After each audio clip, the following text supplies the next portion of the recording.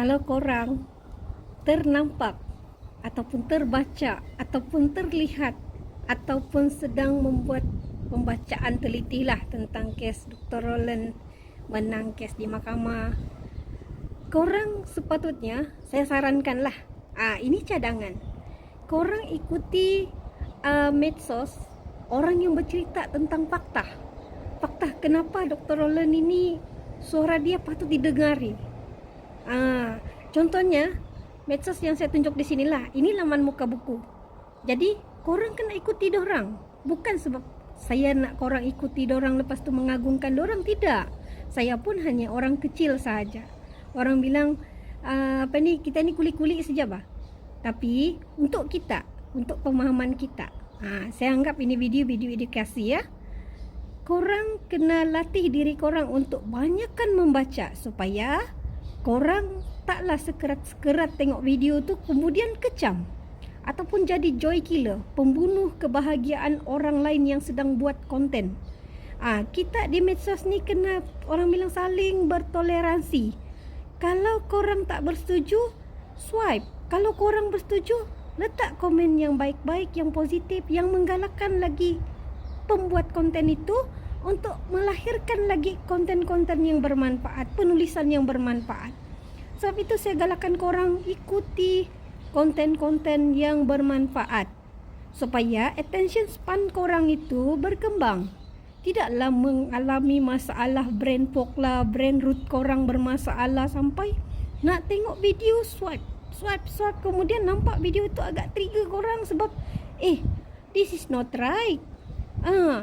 Contohlah, saya ambil contoh, kalau pasal cerita pasal V ni memang sensitif di medsos, even di Toktik sendiri, la aula wala quwata illa billah, mengucap saja saya, orang semua komen macam dia lah yang terpaling pandai pasal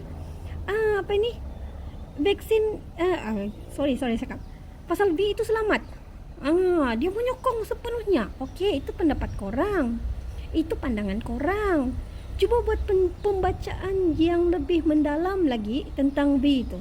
Jadi tiba-tiba saya selitkan, iklankan ataupun promotkan di Tok Vaksin, di Tok Dr. Rosni.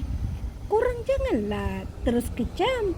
Korang cari dulu intipati. Kenapa di Tok Dr. Rosni ini sealiran ataupun sama arus dengan perjuangan doktor-doktor yang bercerita tentang mudarat daripada V itu sendiri. Saya harap video saya ini tidaklah diturunkan. Jadi saya mohon sangat-sangat sama korang, terutamanya orang Sabah, orang Sarawak, orang yang duduk di pedalaman, yang kurang accessibility dari segi internetnya, dari segi nak engage korang, memang sangat-sangat saya kesian lah.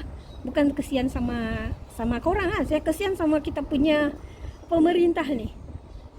Kita bagi tahulah kan, kalau di bandar ni ataupun di KK ni memang lain dia, jangan cakap lah memang cantik. Tapi kalau masuk kampung, contohlah saya duduk di Tenom, masuk kampung saja terpaksa panjat pokok semata-mata nak dapatkan coverage, semata-mata nak buat live.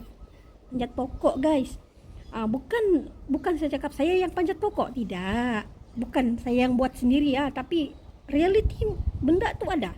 Jadi kita cakap kekurangan accessibility untuk dapatkan info yang tepat itu, even kalau kita letak di muka buku, di Toktik sendiri pun, kalau di Toktik cepat saja kita punya konten kena ban. Kalau di muka buku, fast check apa semua, dia kata that is not a real information whatsoever.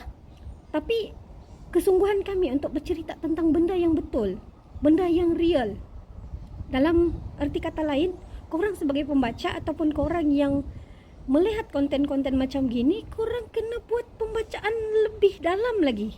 Latih otak kita untuk banyak membaca, bukannya banyak melihat kemudian mengecam. Itulah yang saya sangat tekankan dalam konten-konten saya. Kalau korang nampak saya punya konten itu banyak menceritakan tentang info tentang di Tok Dr. Rosni, itu saya punya niche business. Itu niche business utama saya. Jadi korang janganlah kecam, kau ni menunggang isu semasa untuk menjual produk kau. Memang itu kerja saya, itu memang saya punya tugas untuk bagi awareness sama korang. Jadi saya harap video ini bermanfaat dan mengajak korang untuk berfikir dan menapis segala info yang korang dapat, dan latih otak kita untuk membuat pertimbangan yang lebih positif. Latih otak tu sikit.